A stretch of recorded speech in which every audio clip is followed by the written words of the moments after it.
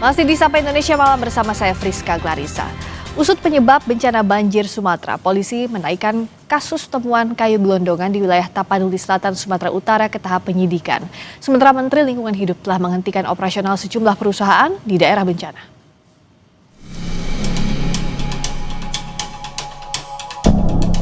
Barreskrim Polri telah menaikkan kasus temuan kayu gelondongan dalam peristiwa bencana banjir dan longsor di Tapanuli Selatan, Sumatera Utara ke tahap penyidikan. Penyidik Direktorat Tindak Pidana Tertentu Barreskrim Polri tengah menelusuri kemungkinan adanya tindak pidana di balik bencana ini, termasuk dugaan kelalaian hingga keterlibatan korporasi. Polisi saat ini tengah mengembangkan bukti-bukti yang telah didapat di daerah Garoga dan Anggoli.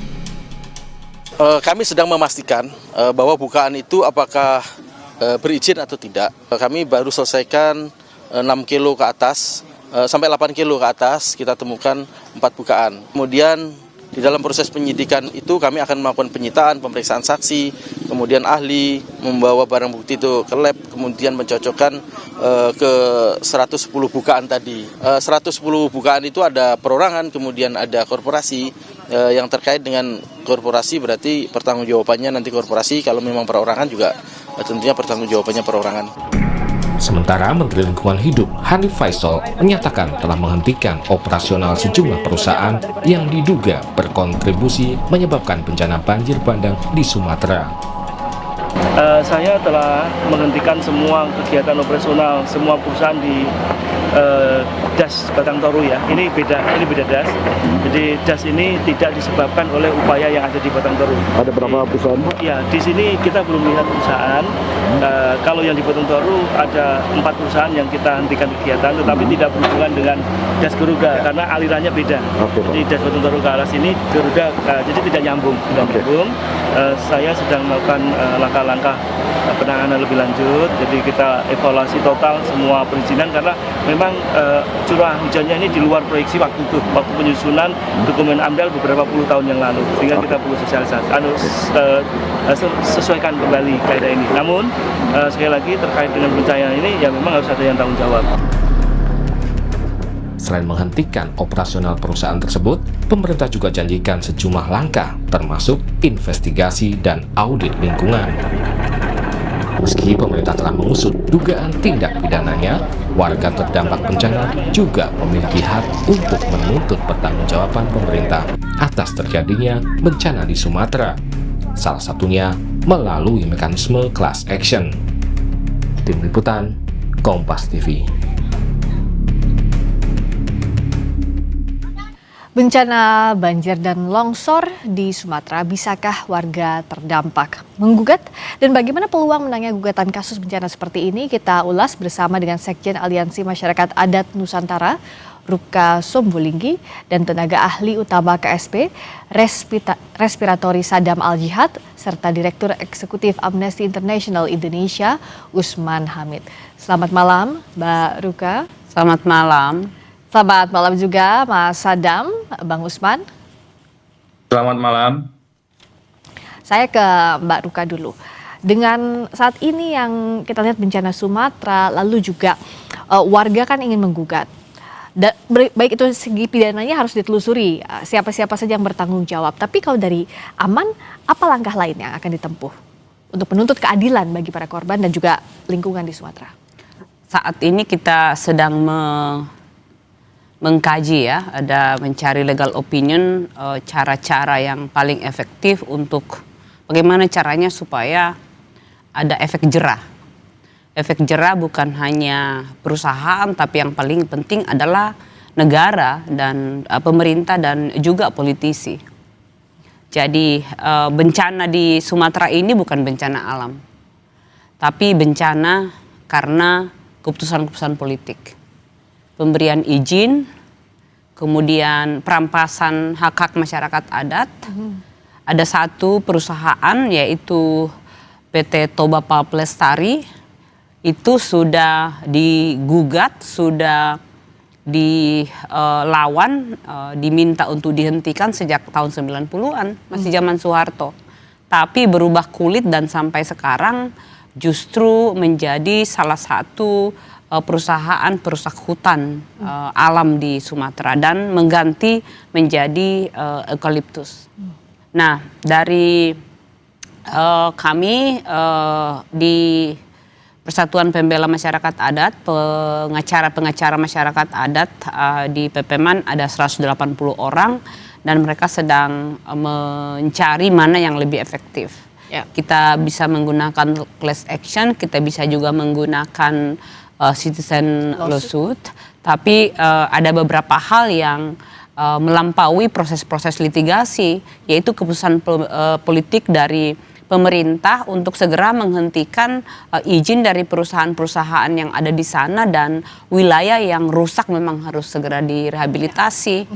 Ya. Ada satu kasus kampung anggota AMAN yang mereka tidak, ini yang korban tidak bersalah semua ya korban, tetapi ada satu yang paling jelas, contohnya itu di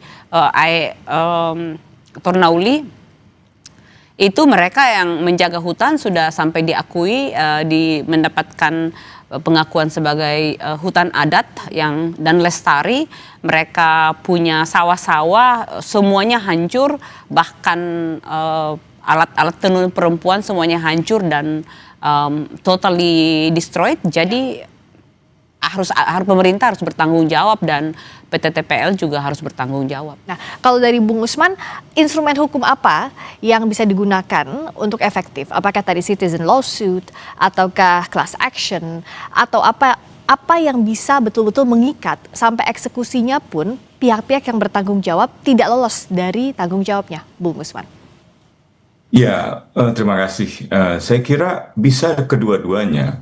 Artinya class action bisa ditempuh secara hukum, yaitu wakil-wakil kelompok masyarakat yang mengalami kerugian langsung di Sumatera, maupun juga masyarakat yang ada di wilayah-wilayah lainnya yang memang juga terdampak oleh misalnya bencana ekologis yang sama. Nah, yang kedua, citizen lawsuit. Citizen lawsuit juga bisa diajukan. Bahkan citizen lawsuit tidak harus warganya mengalami kerugian langsung. Ya. Jadi bisa saja mereka yang tinggal di wilayah yang tidak terkena banjir besar, atau terkena longsor, atau terkena dampak langsung dari bencana itu.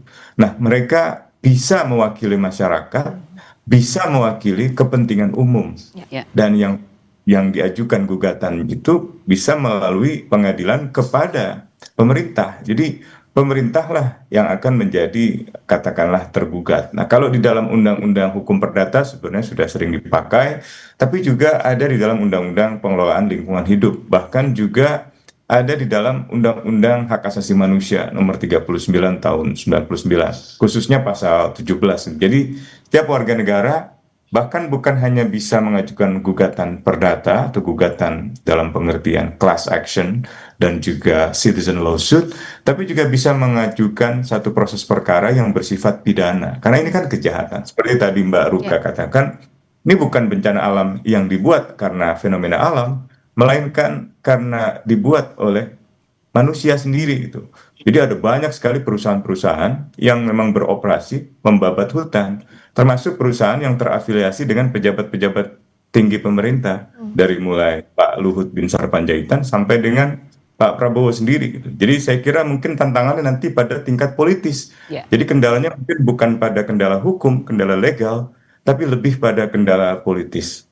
Oke, saya ke Mas Adam, ada jawaban soal ini? Apa yang akan dilakukan pemerintah negara? Iya, yang pertama adalah terkait dengan apa yang dilakukan oleh negara itu melalui Perpres nomor 5 tahun 2025 itu terkait dengan Satgas PKH ya, penertiban kawasan hutan. Ini sudah dilakukan sejak bulan Februari hingga hari ini, dan ketika ada persoalan kerusakan lingkungan ini kemudian ini akan ada investigasi dan juga evaluasi. Artinya tadi saya sepakat dengan saudara-saudara teman-teman di AMAN dan di Amnesty, ketika ada persoalan hukum, masyarakat, rakyat itu harus kemudian mendapatkan sebuah keadilan. Ya. Nah, proses keadilan inilah yang kemudian kita serahkan ke yudikatif. Dalam sebuah trias politika ada keseimbangan antara eksekutif, yudikatif, dan legislatif. Legislatif sudah memanggil eksekutif, yaitu Kementerian Kehutanan. Kemudian Kementerian Kehutanan itu sendiri dengan Satgas gabungan dengan Polri itu kemudian menyisir dengan yang bertanggung jawab perusahaan-perusahaan tersebut. Kemudian ada Satgas juga di Kementerian Lingkungan Hidup, itu pun sama menyisir. Begitu juga Satgas PKH menyisir perusahaan-perusahaan. Ada 8 perusahaan yang memang kemudian dilarang operasinya untuk terkait dengan persoalan-persoalan bencana ekologi ini, bencana lingkungan ini, gitu. Jadi artinya saya ingin sampaikan bahwa terkait dengan class action juga itu adalah hak warga negara, hak masyarakat, hak komunitas yang memang kemudian merasa mendapatkan ketidakadilan, dan itu kemudian kita serahkan ke dalam yudikatif, dalam tata negara, ya hukum itu sendiri. Saya kira itu yang paling penting. Oke. Kalau dari Aman, apa sebenarnya poin kalau kita mengajukan class action maupun citizen lawsuit yang kira-kira bisa diajukan segera dan tepat dengan kondisi yang dialami warga yang terkena bencana di Sumatera, Mbak Ruka? Ya, ini sudah berhari-hari kami diskusikan, tapi yang juga harus dipahami adalah ini warga dalam keadaan tidak baik-baik saja, dalam keadaan darurat. Yang dipikirkan makan, ya.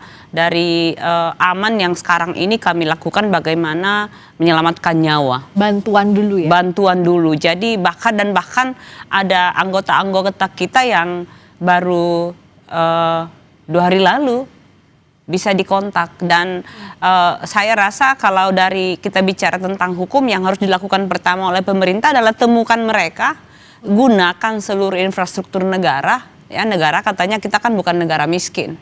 Ada banyak sekali infrastruktur yang mestinya bisa digunakan untuk mencari masyarakat yang di Aceh masih ada 2 kampung anggota Aman yang sampai saat ini kami tidak tahu mereka berada di Aceh Tamiang dan di Aceh Barat.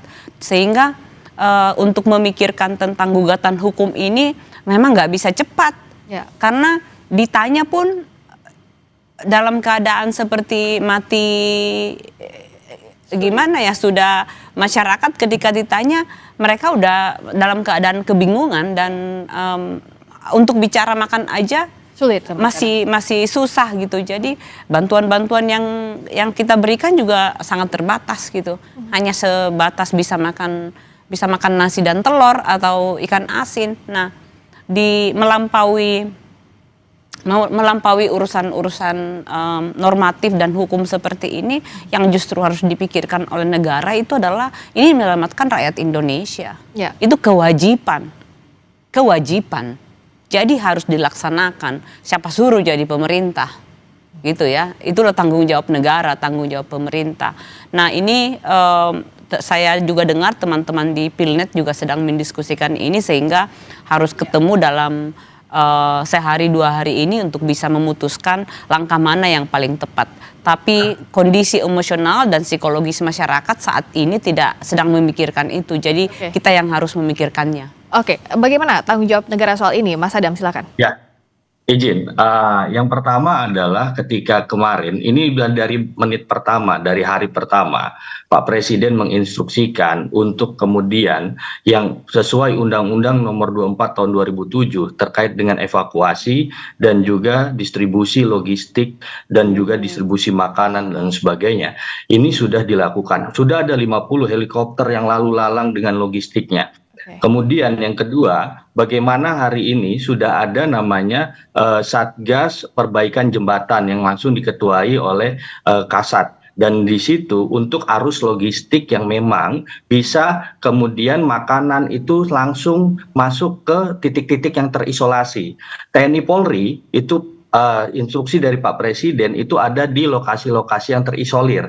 Artinya memang negara ini sudah masuk ke tempat-tempat yang memang hari ini dibutuhkan oleh masyarakat. Yang kedua, bagaimana kita berbicara soal tanggung jawab negara ketika sudah dilakukan ada penghitungan dari BNPB ada 51,82 triliun terkait dengan pemulihan, rehabilitasi dan juga rekonstruksi, dan Kementerian Keuangan itu sudah menyediakan anggaran sebesar 60 triliun dengan dari mana anggarannya itu dari efisiensi kementerian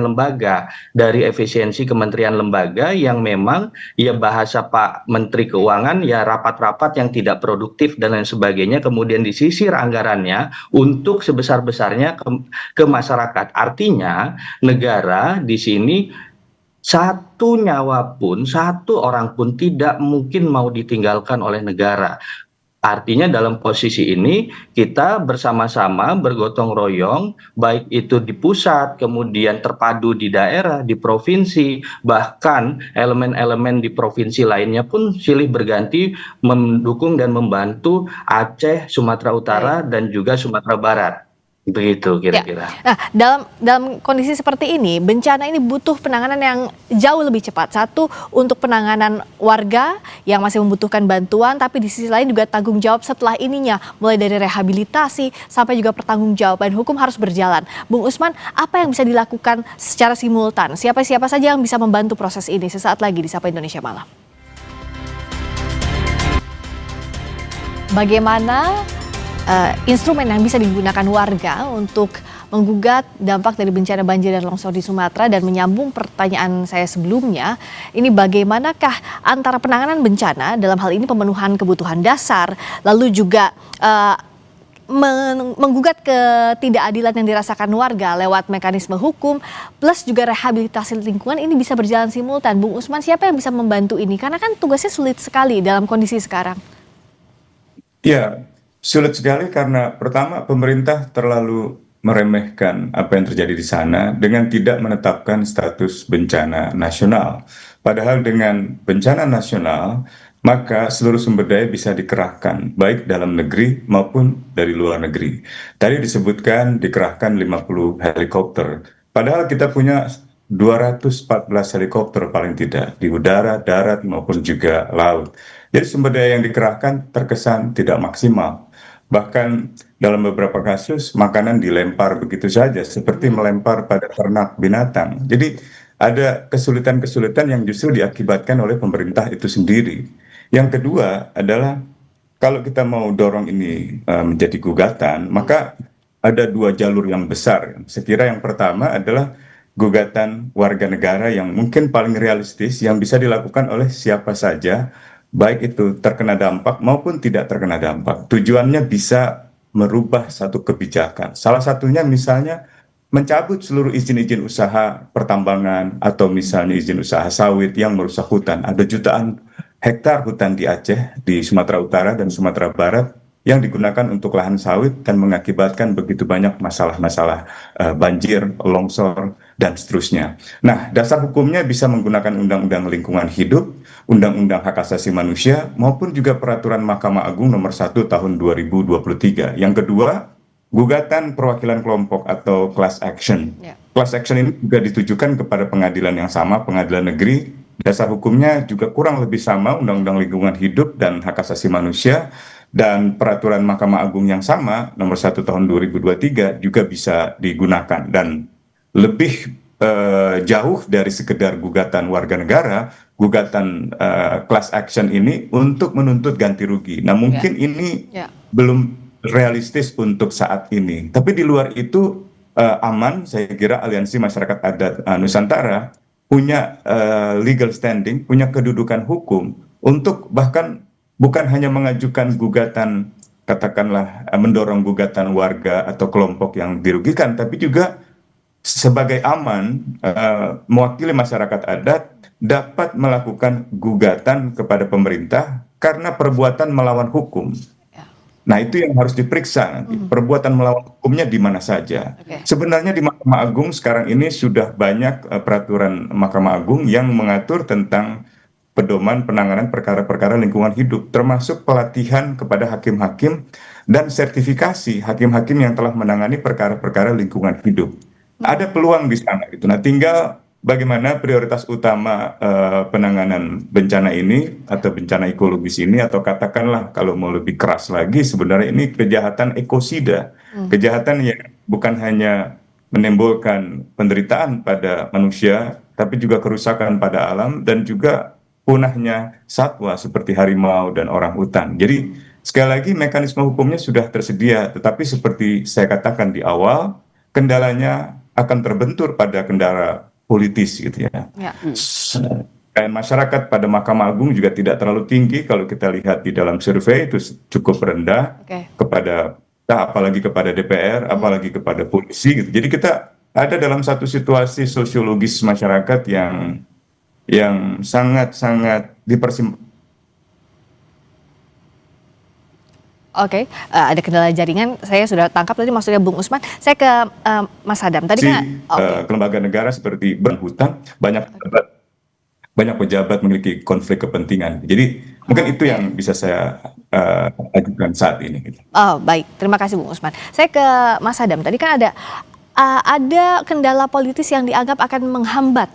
Kalaupun ini proses hukumnya berjalan, pun juga ada kritik soal penanganan bencana dan bagaimana nanti untuk merehabilitasi, untuk memperbaiki fungsi lingkungan. Silakan, Bung Sadam. Ya, saya kira tidak perlu khawatir ya terkait dengan bagaimana negara kemudian memberikan ruang sebebas-bebasnya untuk masyarakat mencari sebuah keadilan. Itu jangan dalam posisi yang terlalu khawatir. Yang kedua, negara dalam hal ini sudah banyak melakukan, ini bukan melakukan, ini adalah sebuah tanggung jawab negara, dan ini adalah bagian dari instruksi Pak Presiden terkait dengan koordinasi ataupun tanggap darurat secara terpadu. Sumber daya yang sudah dilakukan negara dengan pertanggungjawabannya ini sudah dari awal. Saya ingin menghitung bahwa dari logistik, dari beras yang sudah di bulog yang sudah ada di gudang-gudang itu 3 provinsi itu 125.000 ton. Kemudian bagaimana listrik kemudian ini sudah ya kita pelan-pelan kemudian di Sumatera Utara, di Sumatera Barat dan juga di Aceh. Memang di Aceh terkait dengan kelistrikan ada mengalami yang progres yang harus kemudian di jembatan tadi yang saya sampaikan untuk semuanya ada perbaikan, dan terkait dengan rumah-rumah yang kemudian ada rusak berat, rusak sedang, rusak ringan, itu diganti oleh negara dengan huntara dan juga huntap. Dan ketika sawah juga ada cetak sawahnya, dan kemudian terkait dengan petani ada penghapusan piutang kur. Kemudian di sana artinya apa? Segala macam hal yang memang dibutuhkan oleh masyarakat saat itu juga, itu negara akan hadir, negara memberikan solusinya. Nah, yang kedua saya mau sampaikan juga terkait dengan bantuan asing. 2004 ketika tsunami Aceh itu bantuan asing sebesar 42,9 triliun. Nah, ketika hari ini dari R3P, rencana rehabilitasi dan rekonstruksi pasca bencana, itu dituliskan bagaimana pemulihan itu ada 51,82 triliun, dan negara sudah mempersiapkan 60 triliun untuk pasca bencana ini, untuk rekonstruksi, pemulihan dan sebagainya. Artinya saya mau bilang bahwa dengan kekuatan dan kesanggupan negara dalam memanage daripada pasca bencana ini adalah bukti bahwa kita sama-sama merasa sakit ketika Aceh, Sumut, dan juga Sumatera Barat ini ada kerusakan lingkungan, ada korban jiwa, ada kerusakan rumah dan sebagainya. Nah, negara hadir untuk bertanggung jawab terkait dengan hal-hal itu. Yang kedua, yang terakhir saya mau bilang bahwa 2014 bencana, ketika ada bahasa bencana nasional itu didorong ketika di Riau, yang mendorong itu adalah perusahaan-perusahaan yang di belakangnya. Artinya apa? Kita sedang mengejar pertanggungjawaban perusahaan-perusahaan itu juga. Supaya apa? Supaya kita jelas, silahkan masyarakat mengejar pertanggungjawaban ke negara, dan negara pun akan menginvestigasi dan evaluasi terkait dengan pertanggungjawaban yang dilakukan oleh perusahaan. Terakhir dari Aman, apa yang saat ini kendala di lapangan yang ingin dijelaskan dan ingin dituntaskan? Dan berikutnya soal hukum, apa yang akan disiapkan oleh Aman melihat kondisinya saat ini? Tentu saja butuhkan pertanggungjawaban dari negara seperti yang tadi. Kita perlu ingat ini bukan hanya soal negara hadir, tapi memang harus bertanggung jawab. Negara ini berutang kepada orang Aceh, orang Sumatera Utara, orang Sumatera Barat. Dari eksploitasi kekayaan alam dari sana yang sudah dikeruk selama ini, yang kemudian rakyat yang tidak berdosa yang menjadi korban kali ini. Nah, sehingga atas dasar itu tentu saja pasti kami akan melakukan gugatan hukum. Dan yang kedua, sekarang ini kita hanya ingin melihat ya kehadiran beras yang kemudian misalnya bisa dimasak di periuk gitu ya, karena banyak beras-beras bantuan-bantuan itu mungkin masih di gudang. Tapi yang paling penting sekarang adalah kita harus bisa memastikan masyarakat korban yang ada di sana itu merasa sebagai manusia yang dianggap ada.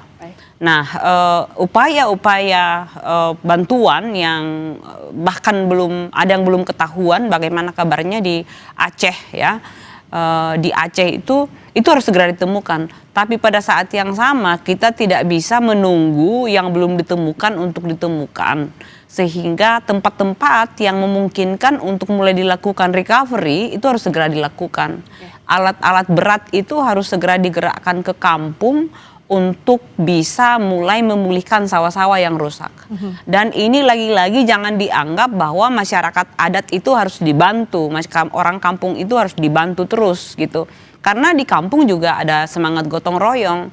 Jadi jangan dianggap bahwa pekerjaan ini harus oleh tentara lagi. Ya, termasuk kalau pemulihan bangunan, jangan sampai kejadian di Lombok yang perusahaan lagi, modelnya diseragamkan lagi. Jadi kita serahkan kepada masyarakat untuk bermusyawarah mau seperti apa menata hidupnya kembali, dan kita yang kemudian dalam hal ini pemerintah negara yang kemudian harus sekali ini dengarlah suara dan keinginan rakyatnya. Baik, jadi masyarakat dilibatkan, apa yang diinginkan, negara memfasilitasi untuk itu sebagai bentuk tanggung jawab. Terima kasih Mbak Ruka Sombolinggi yang jadi Sekjen Aliansi Masyarakat Adat Nusantara sudah hadir di Sapa Indonesia Malam. Terima kasih banyak juga untuk tenaga ahli utama KSP, Respiratori Sadam Al-Jihad, dan Direktur Eksekutif Amnesty International Indonesia, Bung Usman Hamid. Selamat malam.